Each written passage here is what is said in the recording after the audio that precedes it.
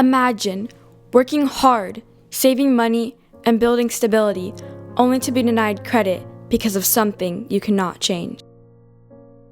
By the 1970s, women's participation in the U.S. workforce had soared to 43.3%.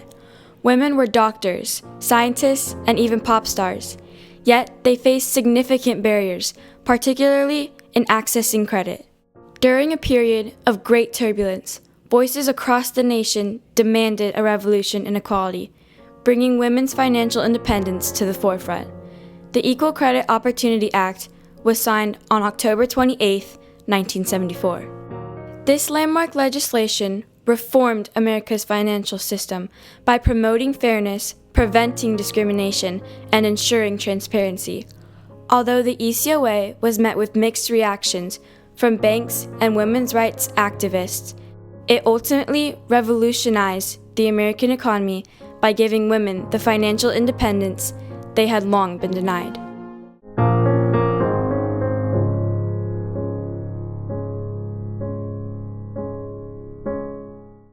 World War II greatly expanded women's participation in male-dominated jobs.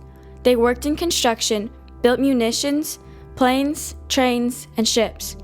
After World War II ended in 1945, the U.S. experienced an economic revolution. U.S. payrolls increased by 32%, and GDP was up by 5%. The economic revolution brought a lot of disposable income.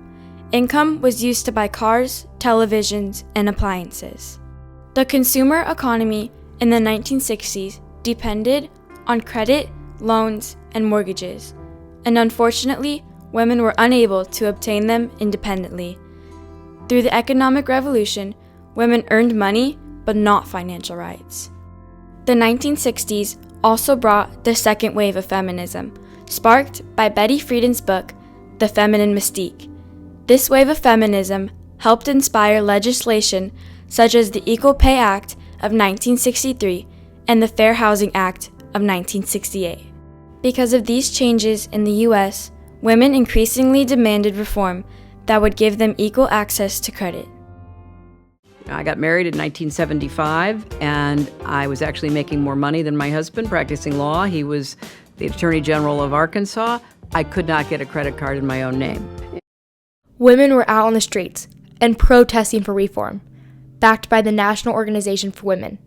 Women demand reform, flooding Congress with letters, calling for a ban on credit discrimination. As pressure grew, Congress was forced to consider reform. New York Representative Bella Abzug began drafting a bill to end these discriminatory practices.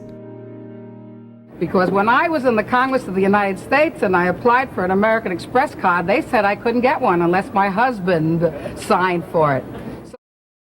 On October 31st, 1973, Senator William Brock of Tennessee introduced his version of the ECOA.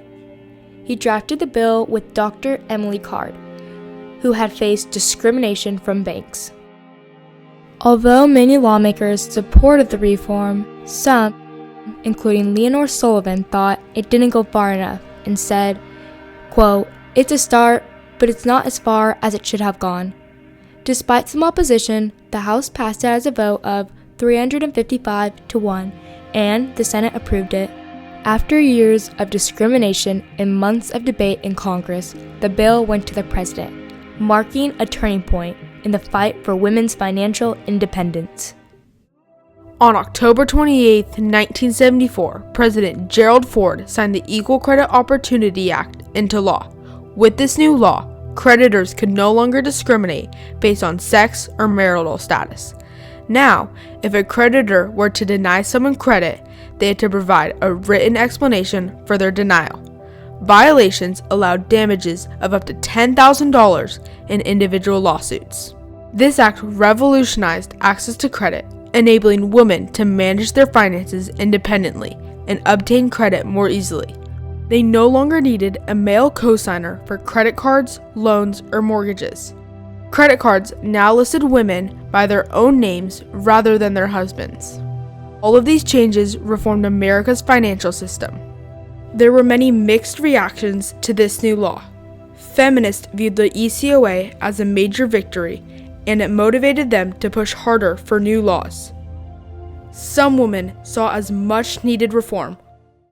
So now I have an American Express card so I can tell the story that women fought for their own credit, so American Express had to give in. So carry an American Express card as a symbol of women's right to credit. While others saw it as just a first step. On the other hand, some financial institutions opposed the law, viewing it as federal intrusion. Lenders now had to have the proper training to support the denial paperwork.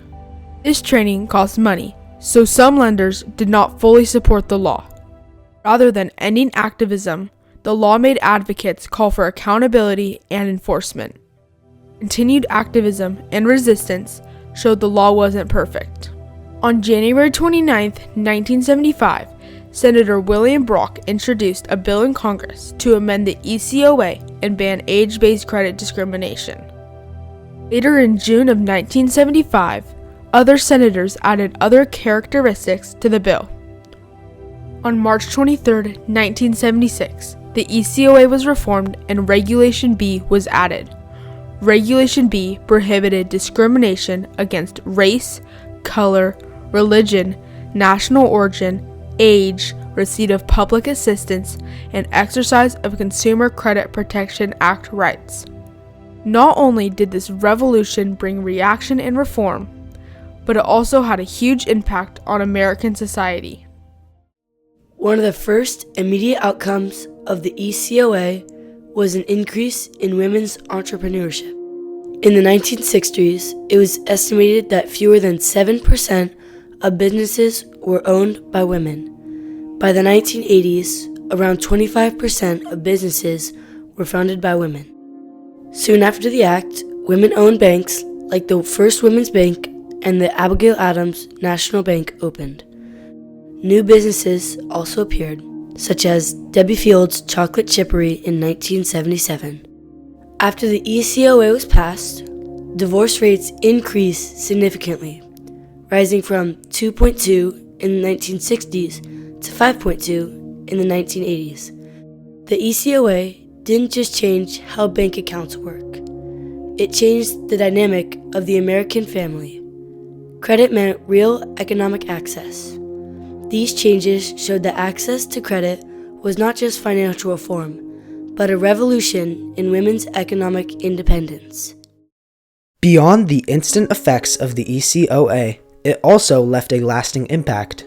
For example, the ECOA was the first act to address credit discrimination worldwide. Today, according to the World Bank, 40% of the 190 countries have laws that address credit discrimination.